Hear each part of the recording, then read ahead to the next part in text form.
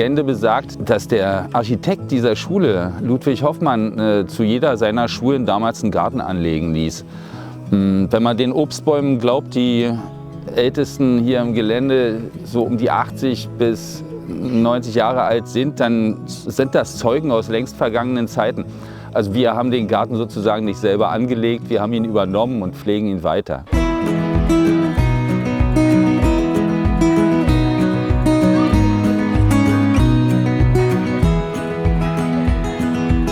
Wir arbeiten saisonal letztendlich. Also es gibt Arbeiten, die kann man das ganze Jahr verrichten, aber die wirklich interessanten Arbeiten, die richten sich nach dem Jahrestakt.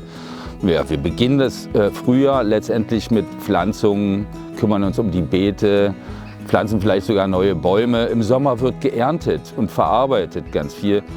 Der Herbst steht für Apfelsaft und im Winter holen wir uns die Weihnachtsbäume von der Straße und bauen Hütten draus. Die Aktivitäten in den Ökogarten halt, es gibt Bogenschießen jeden Mittwoch, macht ziemlich Spaß. Und es gibt auch Keramikkeller, da kann man coole Figuren machen und ja, ich liebe auch den Keramikkeller und Brustbrot machen und Fladenbrot. Und man kann auch da oben in dem Bienen halt mit den Bienen helfen. Viele Kinder haben heutzutage Angst vor Schmutz. Die machen sich nicht nur ungern dreckig, die haben eine panische Angst. Manche kennen keine Regenwürmer oder Engerlinge oder Insekten oder eben Bienen.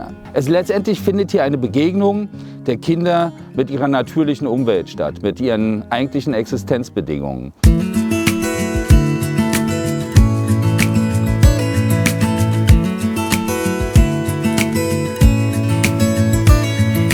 Wir versuchen, die gesamte Bandbreite zu ermöglichen. Also das Wühlen in der Erde, letztendlich ein Riesenloch in den Boden zu graben, die Erde dann vielleicht auch noch mal anders anzulegen, Hügel zu bauen, einem Bienenvolk zu stehen und zu sehen, wie die sich miteinander verständigen und wozu sie imstande sind, wie sie den Honig sammeln. Einfach ganz grundlegende Prozesse nachvollziehen und beobachten. Man kann hier Hütten bauen. Ich mag es, Blumen einzupflanzen. Ich mag es gerne, bei den Bienen zu sein. Dann könnte vielleicht so jedes Kind vielleicht viel mehr über Natur lernen und dann würde es auch vielleicht viel mehr auf die Natur achten und auch mehr pflanzen und dann was für die Natur tun. Im Garten fühle ich mich eigentlich richtig wohl hier, weil man hat halt richtig viel Freiheit und halt, weil es fühlt sich an, als ob man in einem Park oder in halt einem Wald ist, was richtig cool ist. Alle von den Experienzen, das wir hier einfach haben, sind einfach brillant, weil ich finde, es ist richtig gut, dass unsere Schule halt einen Ökogarten hat und halt die Sachen, dass man hier erlebt. Für uns war dieser Garten ein Geschenk, der gehörte schon immer zur Schule dazu. Wir haben den jetzt letztendlich verwildern lassen und betreiben ihn auf einer erlebnisorientierten Weise. Wenn ich von dieser Schule wegkomme, dann werde ich auf jeden Fall über diesen Platz denken.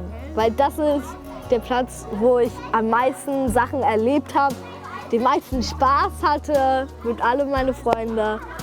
Ist einfach das beste Platz, finde ich. Wenn jede Schule einen Ökogarten hätte, das wäre einfach wunderbar. Ich glaube, es ist gerade in einer städtischen Umgebung so wahnsinnig nötig, für Kinder Naturerfahrungsräume zu schaffen. Für die Kinder wäre es ein Ort, an dem sie sich auf natürliche Art und Weise abarbeiten können, an dem sie die Erfahrungen, die sie eigentlich existenziell, substanziell wichtig machen müssen, dann auch nachvollziehen können.